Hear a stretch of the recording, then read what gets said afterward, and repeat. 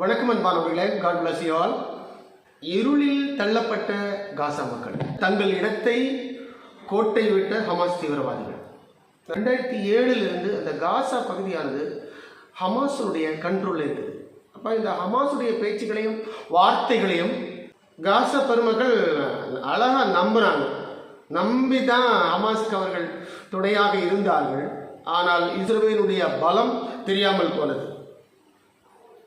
Hamas செய்த ஒரு பெரிய தப்பு என்ன தெரியுமா? இஸ்ரவேலை அங்கீகரிக்க மறுத்தது, ஆயுதம் ஏந்தி போராடினது.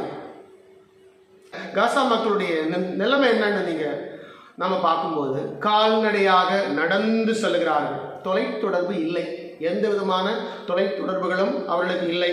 இணையதள வசதிகளும் இல்லை, எல்லாமே முறிந்து போனது. பஞ்சத்தின் தீவிர நிலைக்கு, உச்சக்கட்டத்துக்கு அந்த மக்கள் தள்ளப்பட்டிருக்கிறார்கள். பஞ்சத்தின் தீவிர நிலையும் உச்சக்கட்டமும் அங்கு பரிதாபமான நிலையில அது உணரப்படுகிறது.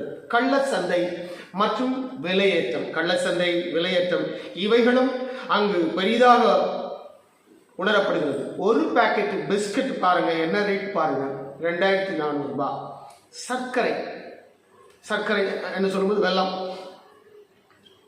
1 கிலோ 4914 ரூபாய். இது இப்போ உள்ள இந்த வாரம் போன வாரம்லாம் உள்ள அந்த ரேட்டு பாருங்க. சமையல் எண்ணெய் 1 லிட்டர் 477 ரூபாய். உருளைக்கிழங்கு 1 கிலோ 1965 ரூபாய். வெங்காயம் 4433 ரூபாய். நல்லா இருக்கா? யோசிச்சு பாருங்க.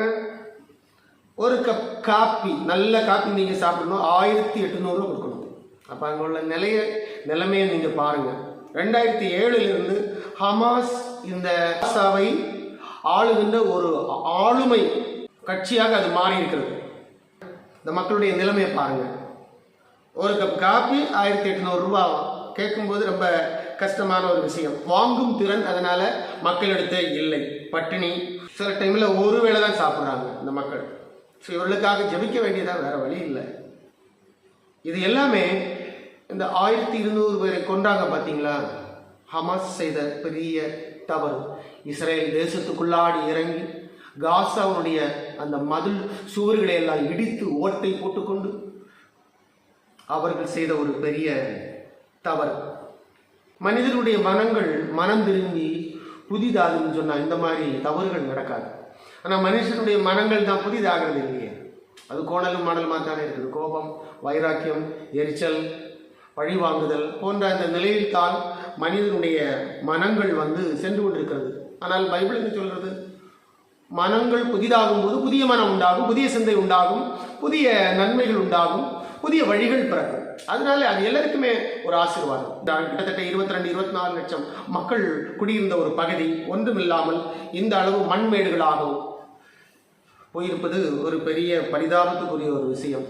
இது இஸ்ரேலால் வந்தது கிடையாது, ஹமாஸ் தான் இதுக்கு முழுக்க காரணம். தீவிரவாதத்தினுடைய மனப்போக்கில் அது போனபடியினால உண்டான இந்த விஷயம். சரி, 2023 நீங்க தாக்குதல் நடத்திட்டீங்க. இடையில பெஞ்சமின் நெத்தன்யாகு அவர்கள் உங்களை கூப்பிட்டாரா இல்லையா? ஒரு 5 நிபந்தனைகளை வைத்தார்.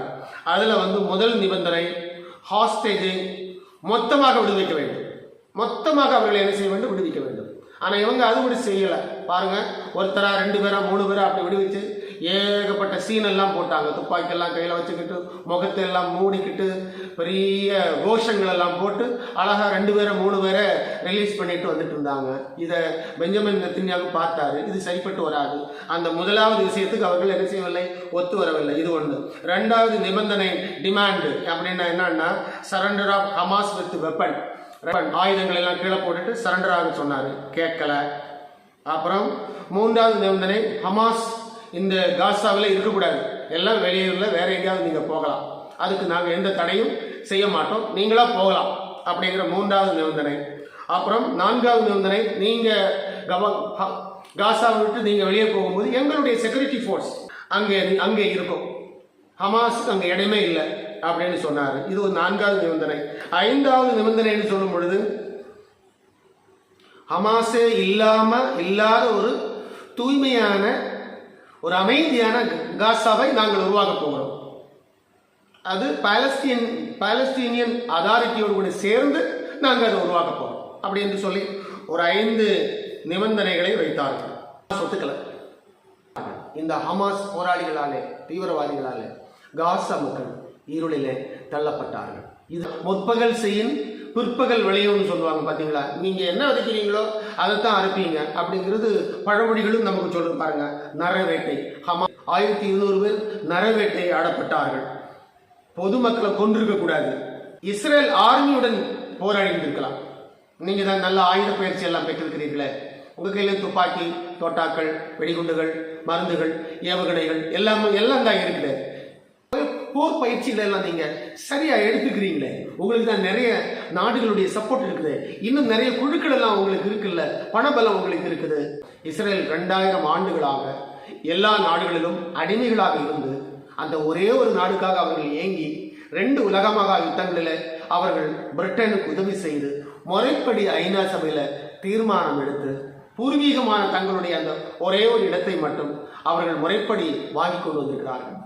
பிரியமானவர்களே, இஸ்ரேலுக்கு இனி தோல்வி கிடையாது. ஏன்னா அவங்க ஆல்ரெடி தண்டனைகள் எல்லாம் அனுபவிச்சுட்டு வந்துட்டாங்க. 2000 ஆண்டுகள் தண்டனை, நாட்டை விட்டு துரத்தப்பட்டு அவர்கள் 2000 ஆண்டுகள், கிட்டத்தட்ட 1900 ஆண்டுகள் தண்டனைகளை அனுபவித்துக் கொண்டுதான் வந்திருக்கிறார்கள்.